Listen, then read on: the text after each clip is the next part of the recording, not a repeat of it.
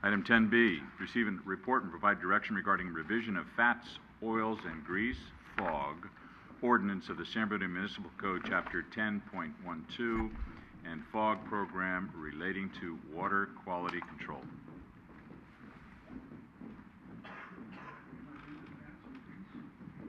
Mr. Mayor, members of the City Council, I'm shocked that those folks aren't staying for the presentation on fats, oils, and grease. I do see that our Boy Scouts look like they might stay, and if they stay until the very end, we'll actually talk about something that they can do at home to help solve one of the problems that we're going to be talking about.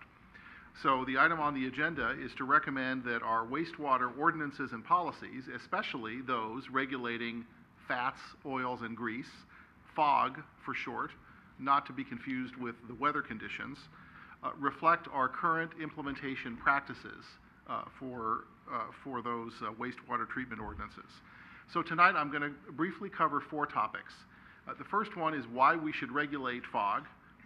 The second topic is what have we been doing so far. Third is why do we need to change our ordinance and what effect is that going to have. And fourth, what can residents do to help? So the first question is, why do we want to regulate FOG discharges? And the answer is very simple. They're a very large contributor to sanitary sewer overflows. In fact, over 37% of them are caused by fats, oil, and grease in the sewer system. So most of those, of the FOG, comes from food service establishments. And in the staff report, we've abbreviated that as FSE. So sanitary sewer overflows are bad for everybody. They're bad for residents and businesses because their businesses and residences are damaged. They're bad for the city because they result in sometimes expensive insurance claims. And they're certainly bad for the environment. So that's why we want to regulate them. So the second question is, what have we been doing so far to regulate the discharges of fats, oils, and grease into the sewer system? And the answer is quite a bit. The cities of South San Francisco and San Bruno have been requiring food service establishments to pre-treat FOG before they reach our jointly owned wastewater treatment plant. And that's to comply with state and federal law that's already on the books. So in fact, starting in 2009, South San Francisco has been assisting San Bruno to inspect our food service establishments to make sure they have appropriate permits and are using either a grease trap or a grease interceptor. And those are devices that prevent FOG from clogging the sewer lines. That reduces sanitary sewer overflows. Actually, last year, South San Francisco inspected over 87 of our food service establishments in a cooperative arrangement with San Bruno. The inspection program has actually been very successful in getting those establishments to pre-treat their fats, oils, and grease. So a big part of the program is educating businesses, for example, about the best way to prevent FOG from getting into the sewer system in the first place. So the FSEs have agreed to install traps or interceptors depending on their particular circumstances. There is a modest expense, as you see from the staff report, to install a trap, and a more significant expense to install a grease interceptor. However, those aren't unusual requirements, and restaurants in particular are well aware that they need to factor this into the cost of doing business in virtually any city, not just in San Bruno. We've been very pleased overall with the cooperation of the food service establishments to these inspections. So that describes our current practices, so let's move to the third topic. Why do we need to revise our ordinance? And how is that going to affect our current businesses? So you might remember that the Baykeeper consent decree with both cities, San Bruno and South City, say that each city has to adopt a FOG ordinance and program. And it also says that those ordinances and programs need to be consistent with each other. So South San Francisco did theirs. They adopted their FOG ordinance and program, and so now we need to do so as well. Our current ordinance dates from 1995, quite a while ago. And the section on FOG is very short, not nearly as detailed as the South San Francisco ordinance that we have to emulate. And also, the section on enforcement and implementation needs to be consistent among both entities. So there's no overlap or confusion. And that's really the reason why we're recommending revising the city's ordinance. And in addition, you'll see in the staff packet, we have a FOG program that spells out more of the details in mostly plain English. So owners of food service establishments might be wondering, how is the new ordinance going to affect them?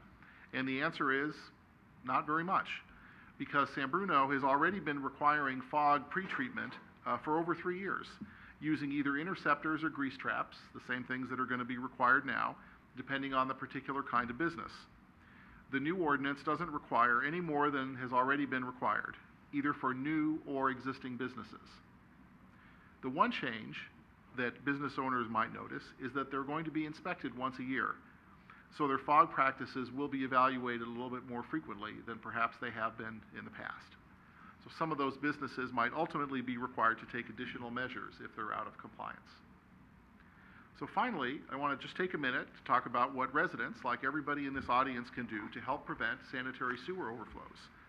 The city has already implemented an outreach program encouraging residents to dispose of fats, oils, and grease from their kitchens in an environmentally appropriate manner. And if you turn on Channel 1 when you go home, there's about a 5-minute video on there that gives you some tips about how to do that.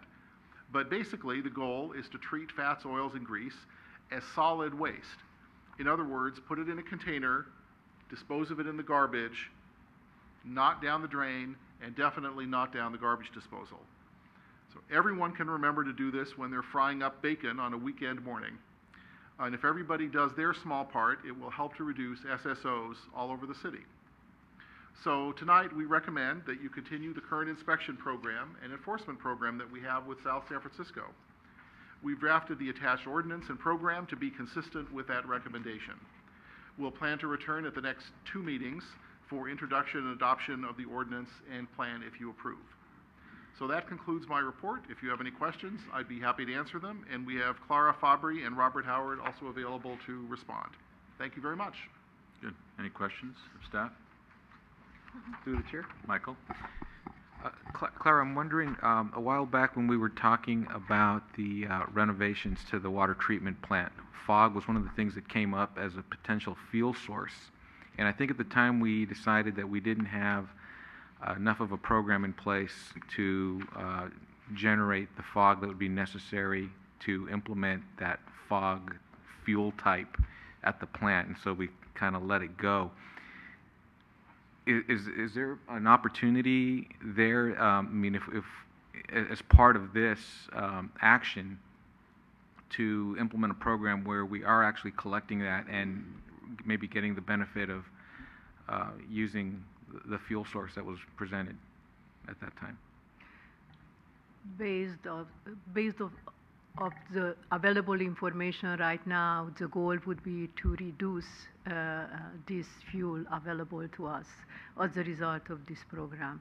But I will follow up on your specific question with our consultant who made that specific assessment to see if any additional opportunity but wasn't seen by us before. Because my understanding was that that fog would somehow be harvested and then used to power or generate some sort of process in the plant. I don't remember the You are absolutely details. right. That was one of the possible alternative contemplated by the consultant. Okay. Because I assume that there's going to be an added cost for the more frequent inspections, and if we can maybe generate some benefit by harvesting the stuff, maybe we can help offset that. Robert, you want to add anything to my comments?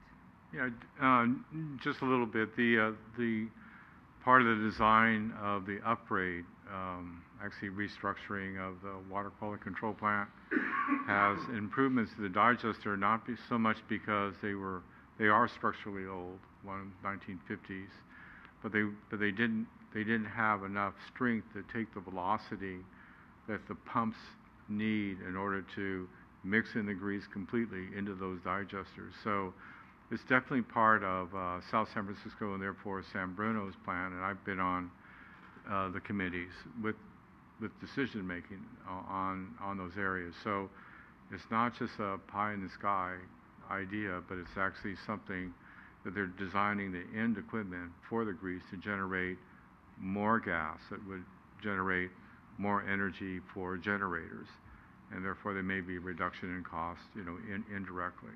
Mm-hmm. So you're absolutely right. Okay. Thank you. Rico? Real quick, to the city attorney or public works director. what is the potential or estimated cost, or is there one that would increase to the business owner for the more frequent inspections? That'd be the first part of the question. The second part is, with more frequent inspections, what might be the cost to the city as far as personnel?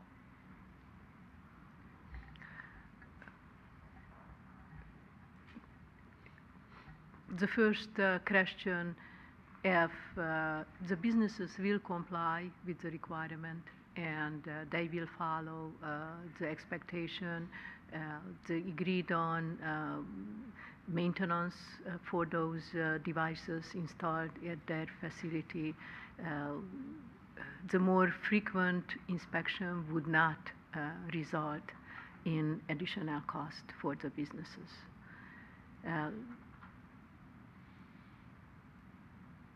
This level of service is already included in our plant operation. This service, the inspection itself, is provided by South San Francisco.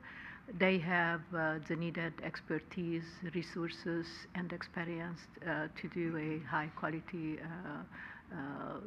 service for us. It's not our expectation to result in increased cost for either of us at this time. So as you indicated, the city of South San Francisco has the personnel, the expertise in the plant over by the Costco area, and those personnel will be the same ones that will continue on, even though there will be additional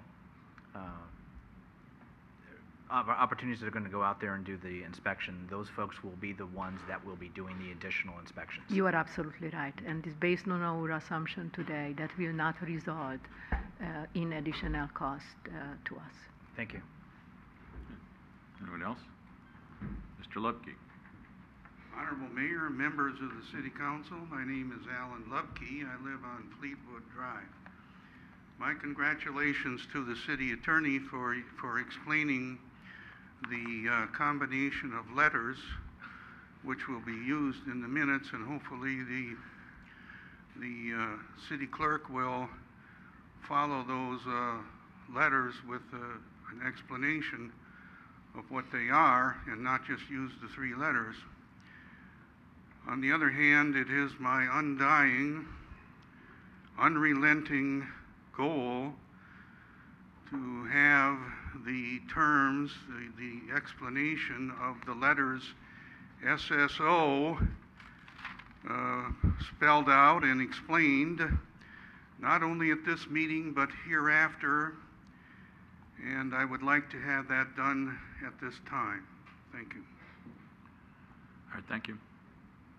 Any questions or comments? SSO? Sanitary sewer overflows.